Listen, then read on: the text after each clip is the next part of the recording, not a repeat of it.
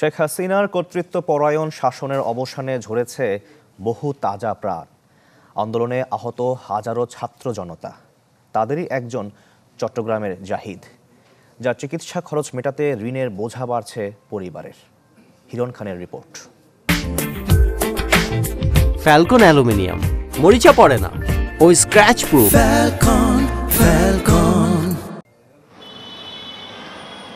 জীবনযুদ্ধের মাঝে দাঁড়িয়ে এই যুদ্ধটা একার নয় জাহিদের। স্বামীকে বাঁচানোর লড়াই সানজিদা ফেরদৌস নিপারও। 2 মাস 17 দিনের সুখের দাম্পত্য জীবন হঠাৎ হয়ে গেছে এলোমেলো।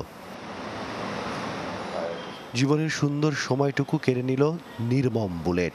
সানজিদার চোখ জুড়ে এখন শুধুই হতাশা। আর আমাদের মাত্র বিয়ে হয়েছে 2 মাস, আজকে 2 মাস 17 দিন হয়েছে, বেশি হয় নাই। আমরা এখনো সুন্দরভাবে সংসারটা গুছাইয়ে উঠতে পারি নাই। উনি এই অবস্থায় অসুস্থ হয়ে গেছে। আমি সবার কাছে অনুরোধ করতেছি, আমার হাজব্যান্ডের জন্য সবাই দোয়া করবেন। পরিবারের চোখ ফাঁকি দিয়ে ছাত্র জনতা আন্দোলনে সামিল হন চট্টগ্রামের জাহিদ। 5 আগস্ট বিজয় মিছিলে যোগ দিলে নগরীর ওয়াসা মোড়ে গুলি চালায় পুলিশ। এতে মাথায় গুলিবিদ্ধ হন তিনি। উন্নত চিকিৎসার জন্য নিয়ে আসা হয় ঢাকায়। চিকিৎসকরা বলছেন শঙ্কামুক্ত নয় জাহিদ। বেঁচে ফিরলেও স্বাভাবিক জীবনে ফেরা হবে না তার। বুলেট ইনজুরি এবং পোস্ট-অপারেটিভ যে কমপ্লিকেশন, এই জন্য হচ্ছে পেশেন্ট মেইনলি আইসিইউতে আছে।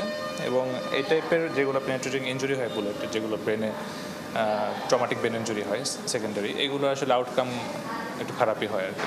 যেমন তার একটা স্ট্রোক হয়ে গিয়েছে, এটার জন্য তার লাইফ লং হয়তো বা প্যারালাইসিস, এবং তার ওরিয়েন্টেশন এখন যেহেতু ঠিক নেই, তার ওরিয়েন্টেশনটা টাইমলেস পারসন, সে এখনো বুঝতে পারছে না। তো এই টাইপের সমস্যা মানে পারসিস্ট করতে পারে। চিকিৎসা খরচ মেটাতে হিমশিম খেতে হচ্ছে নিম্ন মধ্যবিত্ত জাহিদের পরিবারের। প্রতিনিয়ত বাড়ছে ঋণের বোঝা। এ পর্যন্ত প্রায় আমাদের 4 লাখ টাকার মতো খরচ হয়ে গেছে। এখন সামনেরটাতে এখনো বলতে পারতেছি না, এখনো তো আইসিইউতে আছে। আমাদের কেমন সুস্থ হবে না, আমরা খুব মধ্যবিত্ত ফ্যামিলি। চাকরি করে, ওনার ভাইয়ে চাকরি করে, কোনোরকম মানে ধার করে দেওয়া করে এটা মানে আত্মীয়স্বজনের কাছ থেকে নিয়ে কোনো চিকিৎসা চালাচ্ছি আমরা। চিকিৎসকরা জানান পুরোপুরি সুস্থ হতে জাহিদকে চিকিৎসা নিতে হবে বহুদিন।